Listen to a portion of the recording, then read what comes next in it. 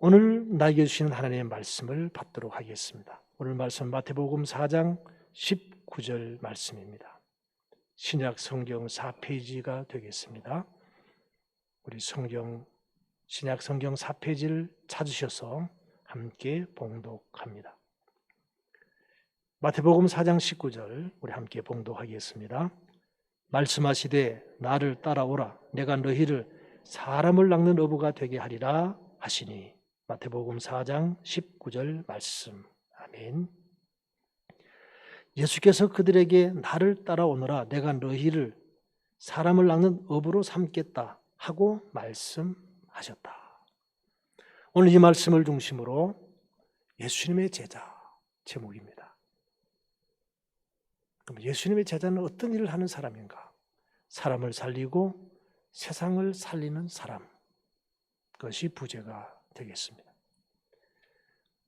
오늘 말씀의 배경은 마태복음 4장 18절에서 22절 말씀입니다. 예수님께서 갈릴리 해변에서 고기 잡는 시몬과 안드레, 베드로와 안드레를 부르시는 장면입니다. 베드로와 안드레는 갈릴리 바다에서 고기 잡는 어부였습니다. 예수님께서는 하나님 나라를 위해서 함께 일할 제자들을 찾기 위한 간절한 바람으로 갈릴리 바다를 나가셨습니다. 그곳에서 삶의 자리에서 열정과 헌신적인 삶을 살아가는 베드로와 안드레를 보고 그들을 부르시게 됩니다. 새로운 사명을 부여해 주신 것이죠. 그들을 부르실 때에 나를 따라오라 그렇게 말씀합니다. 나를 따라오라. 나를 따라오라고 하신 그 이유를 몇 가지로 생각해 보겠습니다. 예수님께서 베드로와 안드레를 부르신 것은 이제는 그들의 삶의 목적을 바꾸기 위함이었습니다. 그들의 삶의 목적은 그동안은 고기 잡아서 자기 생계를 이끌어 가는 것이었는데 이제는 사람 낚는 어부가 되어서 사람의 생명을 구하는 것입니다. 사람의 생명을 얻는 것입니다. 이런 주님의 부르심에 두 제자는 그물을 버리고 예수님을 따랐습니다. 그래서 우리는 여기에서 제자가 무엇이냐를 찾아보았습니다. 제자는 주님의 부르심을 받은 자를 제자라 그럽니다. 그리고 소명을 위하여 자신을 버린 자, 주님의 부르심을 받은 자, 그리고 소명을 위해서 자신을 버린 자를 제자라고 말합니다. 마태복음 28장 19절에서 20절에 주님께서 우리에게 마지막으로 주신 명령이 있었습니다. 너희는 가서 모든 민족으로 족속으로 제자를 삼으라. 그것이 주님의 마지막 명령이었어요. 제자를 삼는 방법을 두 가지로 얘기를 했죠. 아버지와 아들과 성령의 이름으로 세례를 베푸고 내가 너희에게 분부한 모든 것을 가르쳐 지키게 하라. 그게 제자 삼는 두 가지 방법이에요. 그 일을 수행하면 내가 세상 끝날까지 너희와 항상 함께 있으리라. 그 주님의 제자의 길을 걸어가는 사람들에게 주신 약속이었습니다.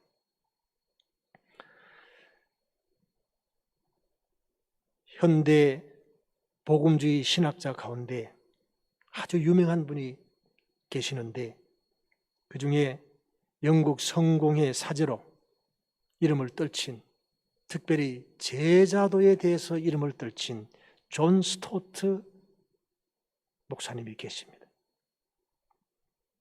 그분은 제자도에 대해서 많은 이야기를 하셨습니다. 그분이 말씀하고 있는 참 제자도, 그 참 제자도의 이야기를 간략하게 소개해 드리려고 합니다. 참 제자는 어떤 사람인가? 첫째는 세상을 거스르는 사람이다. 세상의 가치관을 따라가는 사람이 아니고 하나님의 가치관을 따르는 사람. 이것이 첫 번째입니다. 세상의 가치관을 따르는 사람은 주님의 제자가 될 수가 없어요. 오늘 많은 사람들은 세상의 가치관도 따르고 그리고 주님도 따르려고 합니다. 그런데 그러면 주님의 제자가 될 수가 없습니다. 그리스도를 닮아가는 것이라고 표현했습니다. 주님의 제자가 되려고 하면 주님을 닮아가야 합니다. 제자는 스승을 따르는 사람, 이런 뜻이 있거든요. 그러면 스승을 닮아가는 사람이 되는 거예요. 너무너무 사모하다 보면 말투도 닮아가고 생각은 물론이고 행동도 닮아가는 거예요. 우리는 주님을 닮아가는 사람이 되어야 합니다. 특별히 나는 온유하고 겸손하니 나의 멍에를 메고 내게 배우라. 거기서 멍에라고 하는 것은 어미소가 새끼 소를 데리고 가면서 훈련시킬 때에 멍에를 메고 가는 거예요. 그러면 사실 그 멍에는 어미소가 다 지고 가는 거예요. 새끼 소는 그냥 따라가기만 하면 되는 거예요. 그래서 가볍다는 거예요. 그래서 나의 멍에를 메고 내게 배우라. 그냥 내가 하라는 대로 하면 쉽다는 거예요. 제가 7월 1일 날 말씀을 전하면서 그 30일 날 말씀과 함께 연결이 되어서 좁은 길을 갑시다. 그런데 주님께서 저에게 세상 사람들은 좁은 길이라고 하지만 우리에게는 좁은 길이 아니야. 그게 진리의 길이고 생명의 길이고 영생의 길이야. 그런 감동을 주셨어요. 맞습니다. 사람들은 좁은 길이라 그럽니다. 힘들고 불편한 길이라 그럽니다. 그런데 실제로 그 길을 가는 사람들은 그렇게 얘기 안 합니다. 아니에요. 새벽을 깨우고 가정예배를 드리고 신앙생활 일지를 기록하는 사람들은 그렇게 얘기 안 해요. 너무너무 좋습니다. 내가 이걸 하다 보니까 내가 바뀌어가는 것을 느낍니다. 북한에서 늘 남을 비난하고 자기를 비난하던 삶을 살아가다가 딱 2달 했는데 생각이 바뀌었습니다. 50년 동안 그렇게 살았는데 2달 하니까 생각이 바뀌더라는 거예요. 아, 내가 나를 칭찬할 수 있구나. 그렇게 바뀌는 거예요. 50년 북한에서 살다 온 분이 2달 만에 생각이 바뀌는 거예요. 하면 바뀌는 거예요. 좋은 거예요. 그런데 안 하면서 자꾸 딴 얘기하면 저는 동의할 수가 없는 거예요. 저도 해보니까 너무 좋아서 제가 소개하는 거예요. 새벽을 깨웁시다. 가정예배 드립시다. 신앙생활 일찍 기록합시다. 그러므로 주님을 닮아가는 거죠. 매일 말씀을 받고 그 말씀을 되뇌이고 그러면서 그 말씀대로 살아가다 보면 어느 순간인가 주님을 닮아갑니다. 그래서 우리가 성숙을 이루어가는 겁니다. 성숙의 목표가 주님이잖아요. 주님을 닮는 것이잖아요. 주님이 쓰시기에 합당한 모습, 언제라도 주님이 쓰신다라고 하면 쓰임받을 수 있는 준비가 되어진 사람, 그것을 우리는 성숙된 사람이라고 얘기를 합니다. 무슨 얘기를 해도 수용할 수 있는 사람, 어떤 일을 맡겨도 그 일을 수행할 수 있는 사람, 그런 사람이 되어야 된다는 거예요. 그게 제자라는 거예요. 이제 이 제자는 사람도 살리고 세상도 살리는 사람이 되어야 합니다. 창조 세계를 돌보는 것, 하나님의 세상을 이처럼 사랑하사 독생자를 주셨으니 그때 그 세상이라는 단어는 코스모스라는 단어예요. 모든 우주, 하나님 만드신 모든 세계를 돌보라. 물론 거기에 사람을 돌보는 것이 중심입니다. 왜? 사람에게 모든 세상을 관리하는 통치권을 주셨기 때문에 사람이 회복되지 않으면 다른 것은 안 되는 거예요. 그래서 사람을 먼저 회복시키는 거예요. 그리고 회복된 그 사람들이 나가서 세상을 돌보는 거예요. 2주 전에 세상을 우리가 회복하자, 환경을 보호하자 그런 말씀을 받았죠. 그거 잘하고 계시죠? 음식 쓰레기 남기지 맙시다. 그거 해야 돼요. 그게 신앙 운동이 되어야 돼요. 습관적으로 그냥 막 남기는 것이 아니라 참 저는 이 코로나가 감사한 일이 많이 있어요. 식당에 가면 요즘 우리 이제 천안은 8명까지 늘어났잖아요. 7월 1일부터. 어제도 돌예배를 드리는데 8명이 모여서 예배를 드렸어요. 더 이상은 안 되니까 8명. 자, 이 코로나다 보니까 음식을 덜어 먹고 이렇게 하니까 참 좋아요. 사실 외국 사람들이요, 우리나라에 와서 기겁을 하는 것 가운데 몇 가지가 있는데 그 중에 하나가 찌개에다가 내 먹던 숟가락으로 막 퍼먹는 거 그거 보고 기겁을 한대요. 근데 요즘은 이제 그렇게 안 하잖아요. 앞으로도 그렇게 하지 말아야 돼요. 덜어 먹고 반찬도 덜어 먹고 먹을 만큼만 덜어 먹고 그러면 쓰레기 안 남는 거죠.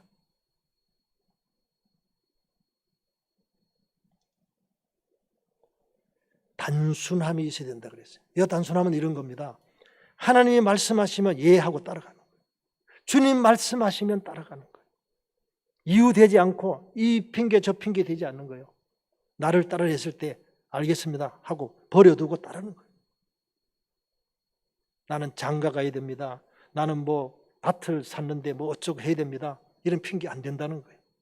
주님 말씀하시면 가겠습니다. 균형을 이루는 삶을 사는 사람이라 그랬어요. 이게 참 중요하더라고요. 일과 가정의 이 균형을 이루어야 돼요. 하나님께 우리에게 주신 것은 소홀함이 없어야 돼요. 영적인 것과 세상적인 것의 균형을 이루어야 돼요. 우리 종교 개혁자들이 한결같이 주장했던 게 있습니다. 한 손에는 성경, 한 손에는 신문. 루터도 그렇게 얘기하셨고 칼빈도 그렇게 얘기하셨어요. 왜? 우리는 세상을 회복시키고 고치는 사람이 되어야 된다. 그래서 성령의 가치관을 가지고 세상을 회복시키는 일을 하려면 신문을 봐야 된다. 그런 얘기입니다. 신문만 보면 안 돼요. 반드시 성경을 보고 신문을 봐야 돼요. 그래야 성경적으로 해석하고 대처할 수가 있는 거죠. 의존성은 뭐냐 하면 하나님을 의지하는 겁니다. 하나님을 신뢰하는 겁니다. 하나님의 말씀에 대한 신뢰입니다. 모든 민족으로 제자를 삼으라. 아버지와 아들과 성령의 이름으로 세례를 베풀어라. 내가 너에게 분부한 모든 것을 가르쳐 지키게 하라. 그리하면 내가 세상 끝날까지 너희와 항상 함께 있으리라. 그 주님의 약속을 신뢰하는 거예요. 그래서 그 복음을 전하는 데 헌신하는 거예요. 그것이 바로 주님에 대한 의존성, 신뢰입니다. 마지막 8번째로 죽음에 대한 이해를 바로 해야 된다 그랬습니다. 죽음을 이해하는 사람입니다. 죽음 이후에 영원한 세상이 있다는 것을 아는 사람입니다. 죽음의 역사를 이해하는 사람, 약함을 통해서 능력이 나타나는 것을 고백하고 경험한 사람. 사도 바울이 자기에게 육신의 가시가 있었습니다. 육체의 가시가 있었습니다. 성경에는 정확하게 표현이 되어 있지 않습니다. 그 육체의 가시가 뭔지 표현이 되어 있지 않습니다. 그러나 많은 성경학자들이 연구한 결과 그것은 눈의 안질이었다라고 봅니다. 왜냐하면 사도 바울의 서신에 보면 희미하게 보인다는 표현이 여러 번 있거든요. 그래서 사실은 사도 바울의 그 서신은 대부분 대필했어요. 그래서 안질이 있었다. 제가 지금 안경을 안 끼고 있으니까 많은 분들이 목사님 라식 수술했어요. 그렇게 얘기를 하는 분이 계세요. 제가 라식 수술 안 했습니다. 마스크를 끼다 보니까 안경에 자꾸 성의가 끼는 거예요. 그래서 제가 불편해서 벗고 지내보니까 지낼만 해서 그냥 안경을 안 끼는 거예요. 그래서 사실은 이 앞에 계신 분은 보이는데 저 뒤에 계신 분은 어눌하게 정확하게 잘 안 보여요. 좀 멀리 있는 분들이 잘 안 보이는 것을 이해해 주시면 좋겠어요. 사도 바울께서는 이 안질이 있었다는 거예요.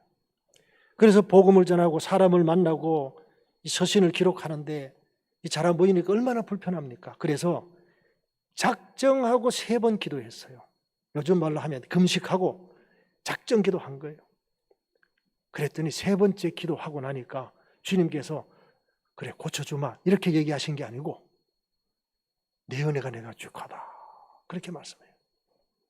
너의 그 약함을 통해서 주의 능력이 나타난다. 그래서 그는 거기에서 아멘하고 더 이상 그 기도 안 했어요. 나의 약함을 통해서 주님의 강함이 드러납니다. 고난을 통한 영광, 죽음을 통한 생명을 얻는 비결을 알고 그것을 신뢰하고 나아가는 사람, 이 사람을 우리는 제자라고, 참 제자라고 부른다. 존 스토트 목사님의 이야기입니다. 이제 주님께서 나를 부르신다면, 나를 따르라고 부르신다면 어떻게 해야 될까요? 마지막 승리를 믿고 주님을 따라야 합니다. 다른 사람이 어떻게 하는지 비교하지 말고 내가 주님 앞에 결단하면 됩니다. 자꾸 이 사람 저 사람 눈치 보다 보니까 못하는 거죠. 말씀만 의지하고 주님을 따르면 됩니다. 성경에서 우리 주님께서 찾으시는 제자의 모습을 세 가지로 소개해 드리려고 합니다. 주님께서는 이런 사람을 찾고 계세요. 첫째는 하나님의 말씀 안에 거하는 사람입니다. 요한복음 8장 31절인데 좀 작게 쓰셔서 잘 안 보이실 텐데 그래도 보이시는 분들은 같이 한번 읽어보겠습니다. 그러므로 예수께서 자기를 믿은 유대인들에게 이르시되 너희가 내 말에 거하면 참으로 내 제자가 되고. 아멘. 말씀 안에 거하는 사람이 제자가 되는 거예요. 그래서 말씀 묵상해야 돼요. 그 말씀을 하가해야 돼요. 매일 되뇌는 거예요. 그러면서 그 말씀을 암송하고요. 그 말씀을 공부하고요. 그 말씀을 가지고 토론도 하고요. 그 말씀을 가르치기도 하고요. 제일 중요한 것은 그 말씀을 나에게 주시는 말씀으로 실천 가능한 구체적인 적용을 통해서 순종할 때에 그 말씀이 나를 이끌어가는 거예요. 그렇게 말씀에 이끌림을 받은 사람을 주님과 동행하는 사람이라 그래요. 그렇게 주님과 동행하는 삶을 사는 사람을 성령 충만한 사람이라 그래요. 성령 충만을 이상하게 이해하지 마십시오. 말씀을 떠난 성령 충만은 가짜입니다. 가짜입니다. 이방 종교에도 기적이 많이 있습니다. 그거는 가짜입니다. 그건 하나님과 상관없는 역사입니다. 말씀 안에 가는 사람입니다. 두 번째는 서로 사랑하는 사람입니다. 요한복음 13장 35절 시작. 너희가 서로 사랑하면 이로써 모든 사람이 너희가 내 제자인 줄 알리라. 아멘. 서로 사랑하는 사람입니다. 세 번째는 과실을 많이 맺는 사람입니다. 요한복음 15장 8절 말씀입니다. 시작. 너희가 열매를 많이 맺으면 내 아버지께서 영광을 받으실 것이요 너희는 내 제자가 되리라. 아멘. 우리가 주님의 제자가 되기 위해서 준비해야 합니다. 말씀 안에 거하는 사람, 서로 사랑하는 사람, 과실을 많이 맺는 사람. 여기서 과실에 많은 얘기를 할 수 있는데 중요한 것은 성령의 열매, 성품의 과실을 맺는 사람이에요. 그런 사람이라야 제자의 길을 제대로 가는 거예요. 그런 사람이라야 많은 사람에게 선한 영향력을 끼칠 수 있는 거예요. 오늘 우리가 이게 잘 못해서 나가서 전도해도 열매가 없는 이유가 바로 그겁니다. 사람들이 우리 전도하면 그러죠. 당신이나 잘하세요. 그렇잖아요. 우리가 성품이 변화되지 않으니까 그런 소리 듣는 거예요. 왜? 우리 주님께서 분명히 말씀하셨어요. 열매를 맺어야 내 제자가 된다. 그렇게 말씀하셨어요. 오늘 이 세 가지를 꼭 기억하십시오. 세 가지. 이제 우리는 주님께 쓰임받아야 합니다. 주님께 칭찬받을 만한 나의 모습이 있을까? 한번 찾아보십시오. 예수님 우리의 장점도 단점도 잘 아시는 분입니다. 사람들이 얘기를 합니다. 30%의 장점으로 70%의 단점을 보완할 수 있다. 그렇게 얘기를 해요. 야구하는 분들은요, 야구 잘한다라고 하는 사람을 3할 때 타자는 잘한다 그러죠. 3할이라는 게 뭐죠? 30%만 성공하면 잘한다는 거예요. 그 야구 선수는 실패하는 70%는 빼고 30%에 집중하는 거예요. 주님께서 말씀합니다. 수고하고 무거운 짐을 맡기고 나를 따라오라. 나의 멍에를 메고 내게 배우라. 주님이 다 메고 가시는 거예요. 가기만 하면 어느 순간인가 잘 된다는 거예요. 사람들은 좁은 길이라 그러는데 아니, 그게 좁은 길이 아니고 진리의 길이야, 생명의 길이야, 영생의 길이야, 그렇게 말씀하시잖아요. 우리는 그 길을 가는 거예요. 말씀에 순종하는 모습을 보시고 기뻐하시며 칭찬하십니다. 우리에게 장점도 있고 단점도 있는데요, 제가 예를 한번 드리겠습니다. 우유부단하다, 이걸 장점으로 보면 부드럽다. 고집이 세다, 이걸 장점으로 보면 소신이 있다. 소심하다, 장점으로 보면 신중하다, 사려 깊다.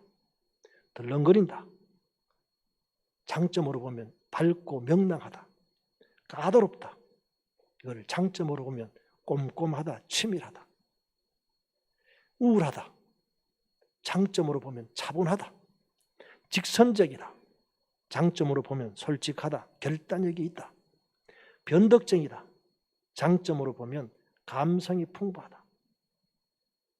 잘난 척한다, 장점으로 보면 아는 게 많다. 뻔뻔하다, 장점으로 보면 배짱이 두둑하다. 이렇게 볼 수도 있다는 거예요.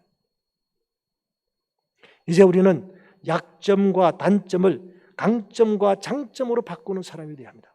부지런히 우리는 그것을 위해서 노력해야 합니다.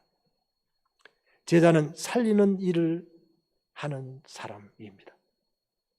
세상에는 죽이려는 마음을 가진 사람과 살리려는 마음을 가진 사람들이 존재합니다. 죽이려는 말을 하는 사람과 살리려는 말을 하는 사람이 공존합니다. 작은 시골 교회에서 신부를 돕는 한 소년이 있었습니다. 성당입니다. 소년이 실수를 해서 성찬 그릇을 떨어뜨렸습니다. 신부는 소년의 뺨을 때리며 말했습니다. 다시는 교회당에 오지 마. 그 소년은 그 말을 듣고 교회당을 떠났습니다. 결국 지독한 공산주의자가 되었고 훗날 놀랍게도 대통령이 되어서 많은 사람들을 괴롭히고 죽인 독재자가 되었습니다. 바로 그 사람이 유고슬라비아의 티토 대통령입니다. 옛날에 이름 들어보셨죠? 요즘은 그게 막 나라가 다 나눠져 가지고 이제는 나라가 뭐 여러 개 나라로 나눠졌어요. 옛날에 하나로 있을 때 유고슬라비아의 티토, 아주 독재자 중에 독재자였죠. 또 그 동네의 다른 교회당에서 예배를 돕던 소년이 성찬용 포도주 그릇을 떨어뜨렸습니다.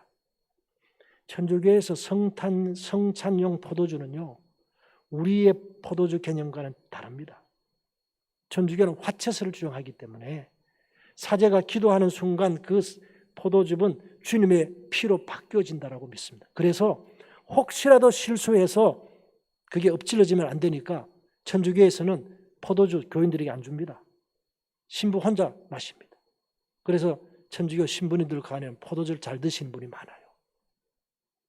그래서 포도주만 잘 드시는 게 아니라 다른 술도 잘 드시는 분이 많아요. 그런데 그 포도주를 떨어뜨린 거예요.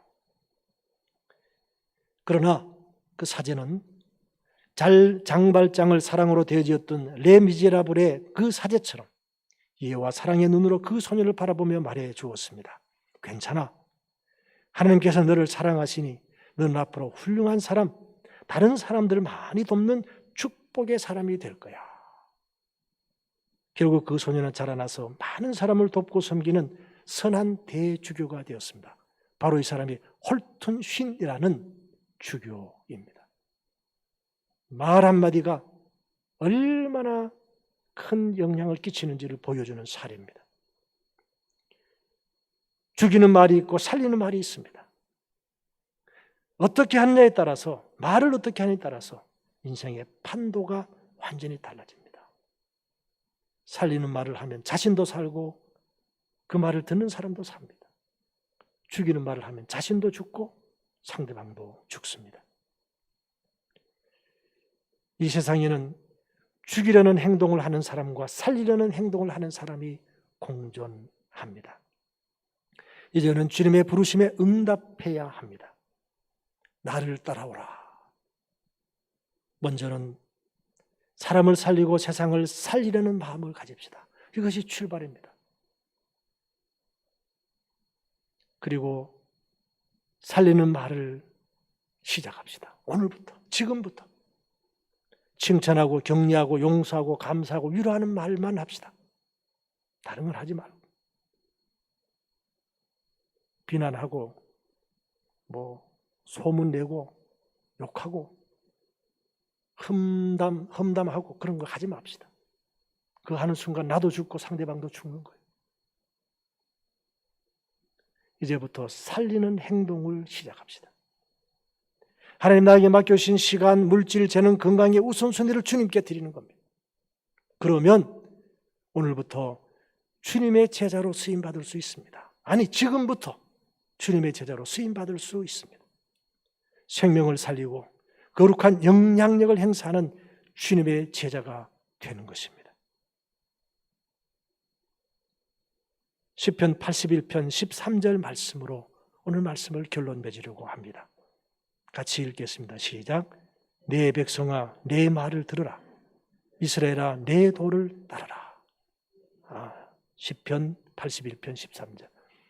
그런데 왜 지금 우리가 쓰는 개정판에는 이렇게 되어 있는데 이 앞 번역본은 이렇게 되어 있습니다.